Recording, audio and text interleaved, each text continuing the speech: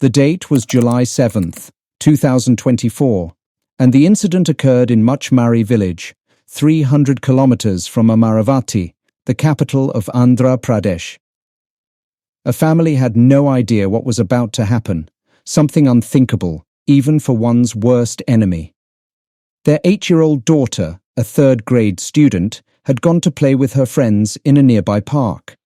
It was around 5 o'clock in the evening, but she did not return home.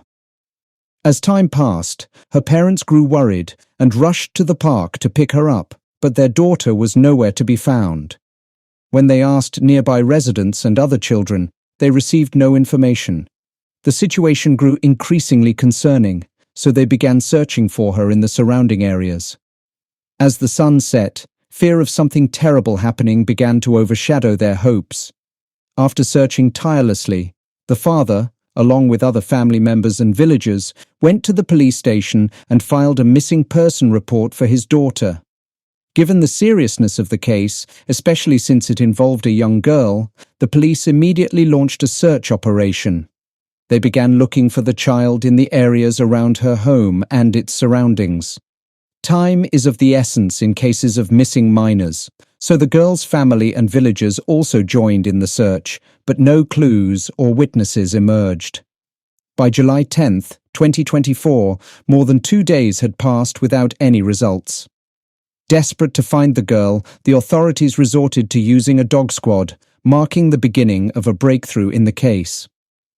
My name is Roy, and you are watching Beyond the Headlines. Sniffer dogs are specially trained to detect human scent, so the police asked the girl's family for a piece of clothing she had been wearing. Using this, the dogs could track her scent. Sniffer dogs typically locate missing people within a few hours to a few days, but various factors can affect their success, including weather conditions, temperature, and wind speed. In extreme heat, human scent can dissipate quickly or be lifted above ground level, making detection difficult. However, hope remained. The longest scent trail ever detected by a sniffer dog was 322 hours, 13 days, old.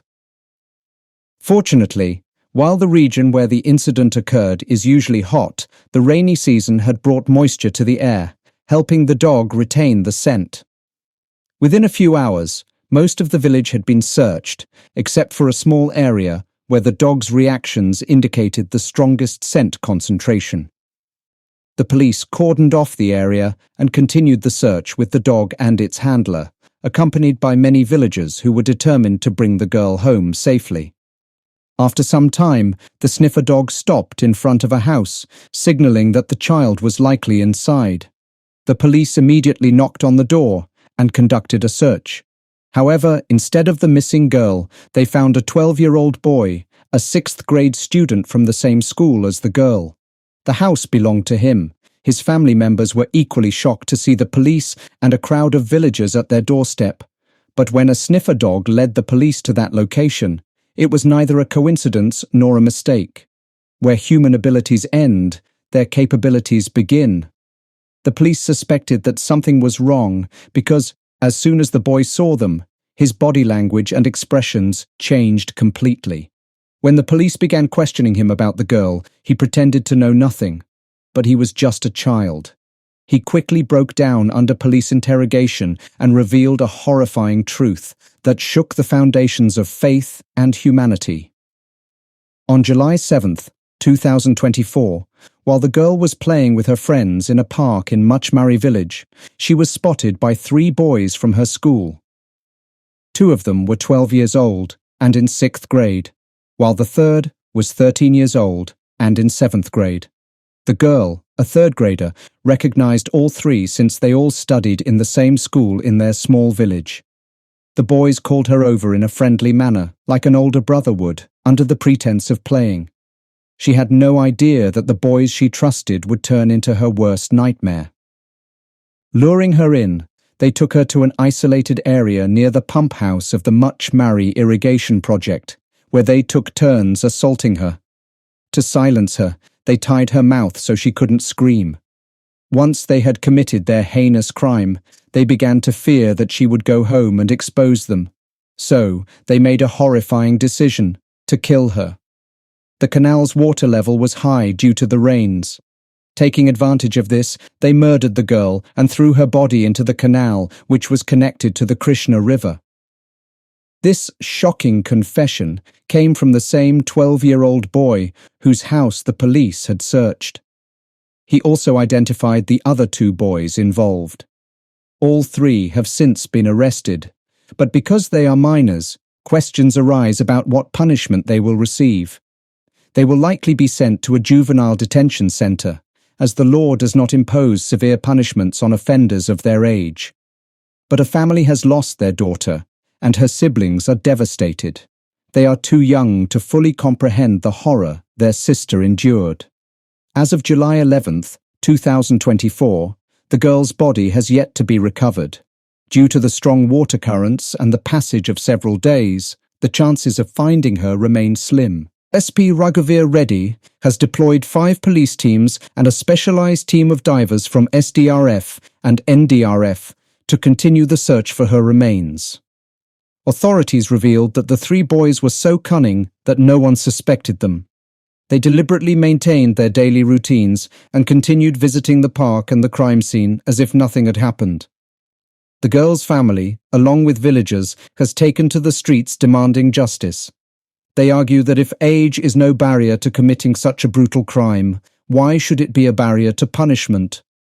These 12- and 13-year-old boys committed an act so horrific that words cannot fully capture its brutality. This case raises a big question. Why? Why are so many minors committing such violent crimes? According to the Juvenile Justice Act of 2015, criminals aged between 16 and 18 can be tried as adults. But in this case, the crime was committed by 12- and 13-year-old boys. How many more amendments will we make? And how much further will we lower the age for punishment? Will this really solve the problem? Consider the Bharatpur case of 2018, where a girl was victimized in a similar manner by her 14-year-old cousin. The boy's father later blamed vulgar video clips found on his phone, which he regularly watched with his friends. In another case in Nagaland in 2018, 2 of the minors involved were just 11 and 12 years old.